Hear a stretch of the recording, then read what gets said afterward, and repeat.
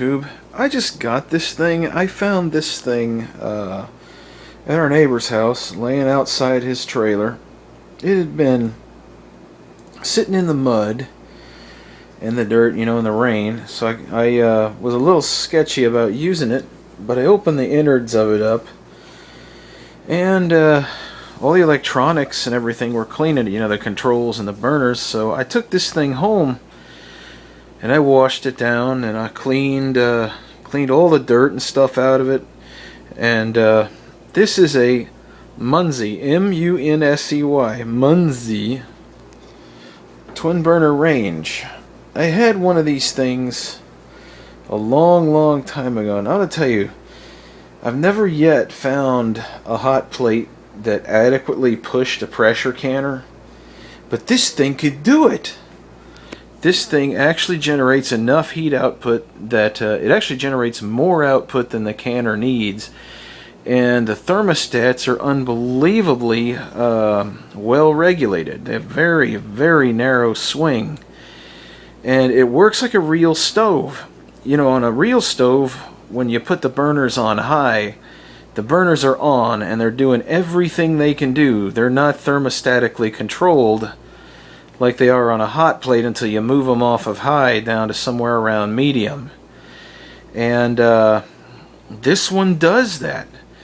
It brought the pressure up on that canner quick. I mean, it worked just like that little stove over there, or like any regular electric non-gas stove would work. I was actually very surprised.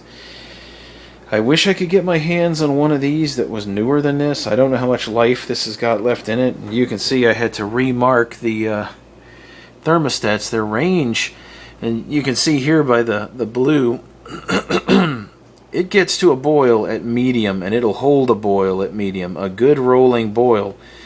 You go past medium and you get into unsafe territory to walk away from it. Of course, you don't want to walk away from them anyway, but this thing actually has enough reserve here that when you put the canner on, you can turn it up past a little ways, and it'll pressure that canner up, and then you cut it back. I've already got a little blue notch marked above medium, and it's above the boiling point of the water, because when the canner pressures up, your boiling point goes up.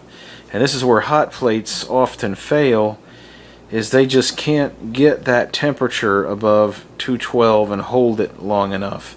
You got to run it about 250 degrees, to keep these things boiling and happy. And most hot plates, they have such a wide temperature swing from when the burner turns off and when it turns on, that your pressure comes up and goes down, comes up and goes down. But these thermostats on this thing, remarkably narrow swing. I mean, you couldn't even, it was not even noticeable that there was any pressure change in this canner. I ran this canner for about an hour, and it ran rock solid. I mean, it regulated the burners on this thing so well that the pressure canner did not fluctuate. It stayed right at its operating pressure. So I believe, this thing's been through a war, but I think I've found a really good piece of equipment.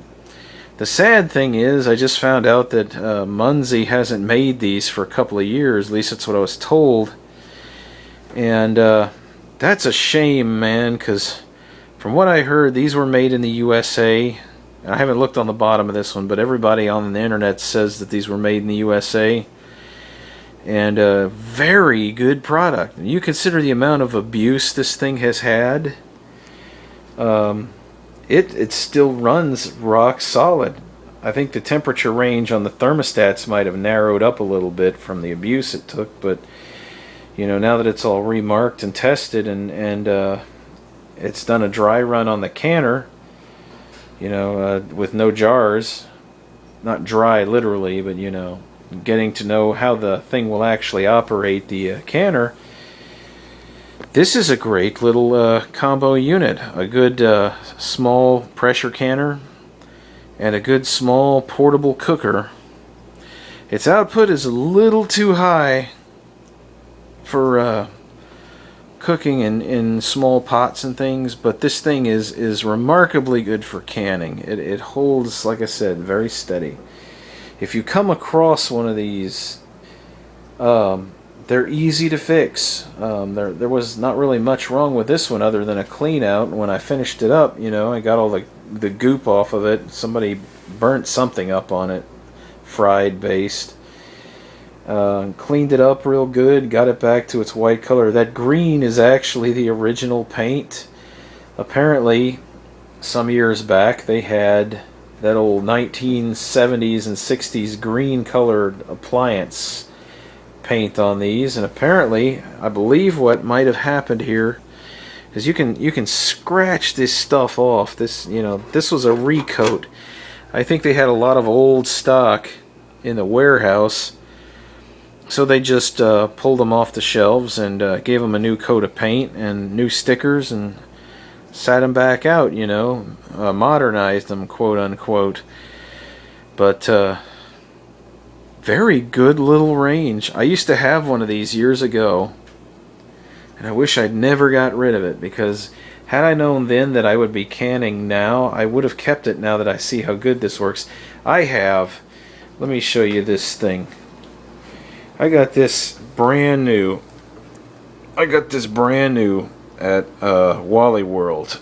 I hate these things. These disc burners, they took 1,000,000 years to get up to temperature. It ran about 3 months, then that burner burned out. And this one is on its way out. This one still works, but we're retiring this permanent. Let's go into the bit bucket. Brand new, this thing could barely run that pressure canner. Could barely run it. But this one, God knows how many years old it is, runs that thing better than any that I have around here. It's not quite safe for cooking on because, like I said, the temperature range is kind of skewed on it. But since you have to stand over a canner most of the time anyway to keep it safe, the stove itself has to be stood over, so why not? I just couple them up and keep a close eye on it while it's cooking. I believe this is a different setup compared to most hot plates. This is what's called an unlimited range, or infinite range, I think it is, which means it goes from temperature control all the way up to being all the way on. When you turn it on high, it is not regulated. It is doing all it can, and it is putting all of its heat, which for a canner is important because you've got to run the pressure up quickly, otherwise you're cooking the food before you ever get to the operating pressure, which can ruin a batch of food. I actually have some okra behind me I did that they're nasty because the one I tried it on just could not get the temperature up fast enough to do the job. This one, however, I think would. I got superior pressure on this, and I got a superior depressurization time as the thing bled down. So, very, very surprised. Very, very surprised. Something, it would figure it's old and it's made in America, and therefore it works correctly, even after being through a small battle. But you can see what I did, the way I marked these. Anything in the red, you have to stand over it pretty much. The top of the blue is where it reaches and holds a rolling boil, so that's how I mark these. Even the little burner, it's pretty beat up too, but the little burner runs great. It's an awesome product. I have to say, I wish they were still in business. I'd get a brand new one today if I knew where they were selling them. But if any of y'all know anybody that has one of these that's sitting in an attic, I would buy this. I would buy this off of you just to have one that's in better shape.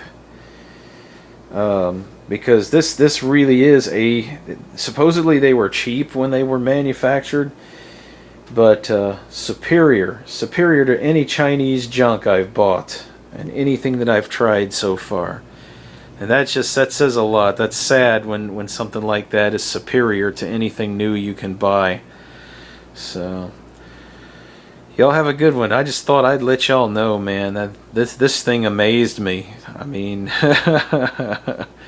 from the mud pile back to the countertop, and still working like new.